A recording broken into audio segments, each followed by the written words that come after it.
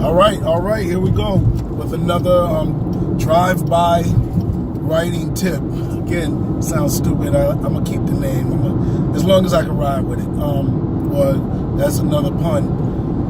As long as until I think of something better. Okay. Today's tip is going to be on showing versus telling. It is something that they tell people who write books all the time, and it refers to showing through action instead of describing everything like it's a screenplay or like it's a textbook. You have to let your characters unfold. Of course, you're still telling it because you're describing the environment or the expression on the character's face or their thoughts. But when you break it up and you show he grabbed this as opposed to he was so prepared, I think it really mostly refers to breaking up how you tell the story, and don't tell the story the same way every time you describe something. Of course you choose your narration, whether it's first person, second person, or third person. Third person being the easiest, first person being the second choice. And second person is like really hard. You're like the person who's sort of involved. You're like, if second person is if like you're telling the story about Michael Jordan through Scottie Pippen's eyes, or you're telling a Batman story through Robin or Alfred's eyes. They do engage in the story and they do exist to the character, but they are not what's the lead character in the story. But that's another block. Anyway, back to showing versus telling. That's really how you do it in a book. You break up how you tell the story. You let the actions of the story dictate. You don't always walk through the character's head. You don't tell both sides of the story, or both the characters in a particular scene's thinking. You think through one character and let the other character's thoughts and ideas be displayed through the action and the behavior of the other characters. You leave room for the unknown and through the discovery that the writer may participate in. So that's how you do it in a story. In comic books, it's very similar to film. You're telling a story. You put some of, if pictures speak 1,000 words, then just putting the picture and being satisfied with how things are in the background will add to your story. Sometimes in a comic book, it's your costume design, it's the weapons that the person may have, it's the stance that they have. Of course, it's the background. All those things that are not part of the dialogue that help the reader understand what's going on. It could be the expression on a background character. It can be people lying dead all around them. It's everything that you get from a picture that's not dialogue. Okay? Now, there are certain things that you have to tell, which is dialogue. Sometimes which is thinking. Sometimes, you might not even have to say Chicago. You can put a landmark from Chicago, St. Louis's Arch. Some places have iconic references. In Planet of the Apes, you saw the buried Statue of Liberty, which lets you know this is not only a wasteland, this is New York. It's a futuristic New York. It's a post-disaster New York. Okay, so that's important. Or that's That's showing versus telling. You could put a page of narration and say, 2000 blah blah blah blah blah blah blah. The world had experienced. No, just show a disastered Statue of Liberty. And that's the same thing with film. With film, show versus tell. It engages the viewer in a different way, because now it's one of those moments where the viewer knows they can't go to the bathroom. The viewer knows they got to pay attention. If they don't, they'll miss something. And then when the person comes back from the bathroom, it's one of those things that's sort of hard to describe. Dude, I can't tell you. The look on their face, blah, blah, blah. It's like in my movie, Gold Digger Killer, right? One of the things that I didn't want to do, because the actress who played Gold Digger was a friend of mine. She was like a mentee of mine, knew her since she was 11 years old or younger. I didn't want to show her nude. I don't watch porn. I'm not a porn addict, the hell, whatever that is.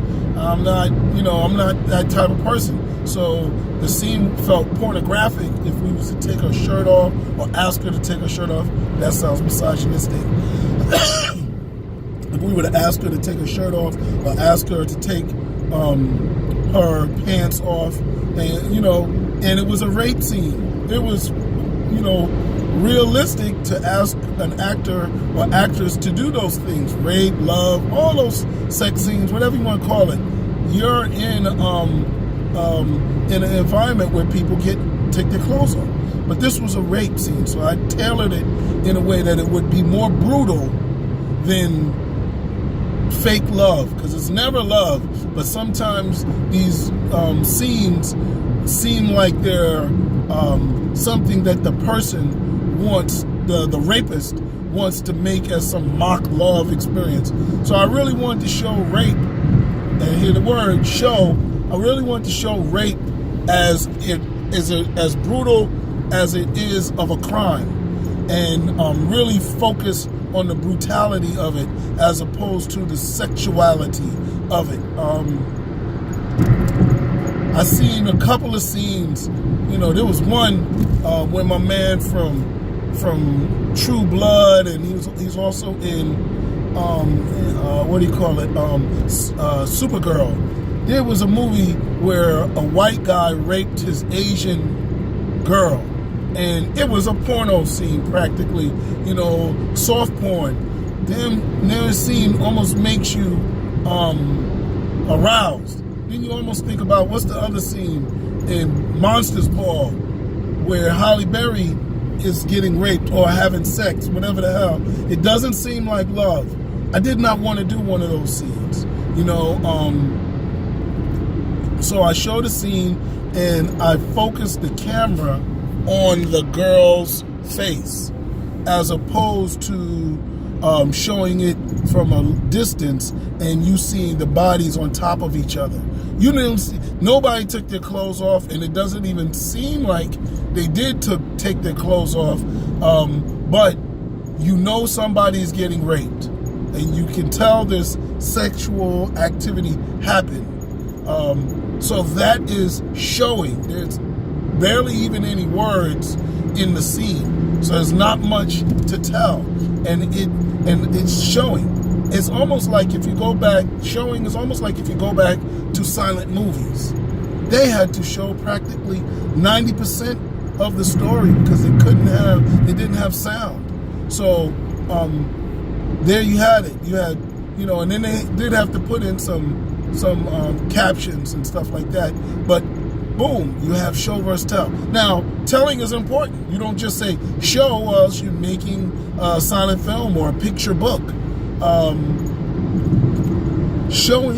Telling is important. You want to have a balance, because what happens if you show too much? Showing isn't as specific as telling. Telling is it. He was scared to do this. He wanted to do this. This was her intentions. That's telling. It's specific, it's direct. You do too much showing, sometimes people don't understand what is going on, because showing is is also interpretive. So when you look at a picture, everybody can get different things from it. So if you show too much and don't tell, you can confuse people. Like, for instance, why did Hulk not want to come out in Infinity Wars? Purposely, they didn't tell us. They showed us he didn't want to do it, but they never told us. So now you have to go back to the comic books, and then you have to make an educated guess. Then they saved it on purpose for us to find out better in the sequel, which we will find out. In the comic book, Hulk was scared. He wasn't scared. He didn't want to fight because he felt that they had kicked him. The Avengers didn't want him in the Avengers. They kicked him off in World War Hulk, sent him to Ragnarok, and he felt not loved. In the movie, Hulk felt that he was too crazy because of what he did in Age of Ultron. Was damn near killed a lot of people in the city when he was under the spell, and just felt that even with that, the Hulk as a being is too dangerous if he can be psychologically controlled like that to be on Earth. He's just too strong for Earth, and he said, yo, I got to get out of here because nothing can stop me, and the only way to do it is to get me out of here. So those are two different interpretations, and they kind of told us that in the movies. I'm lying. That's the elements from the movie, but again, as a viewer, well, as a comic book person, it may not have felt like enough in the movie. But they did tell us. So again, showing versus telling is very important. It's a cliffhanger. It's a, oh my God, why did they do that? It's a silent scene. It is a gesture in a book. Those are the elements that you need to balance in your story because it keeps people engaged. You don't want to tell them everything or else it feels like a textbook. If you show them everything, it's like a silent movie or a picture book, and there's nothing wrong with textbooks, nothing wrong with picture books. But the problem is it's not a novel, it's not, a movie the way we know it. It's not a narrative picture. It's not a narrative story. It becomes nonfiction. It becomes a textbook or a transcript, and transcripts aren't engaging because they have to tell you everything. So anyway, this is my blog on showing versus telling, or showing and telling, the importance of both. There's probably even more I can add to it, but I hope this little bit of description and explanation helps you out. Thank you very much. Jeff Carroll out.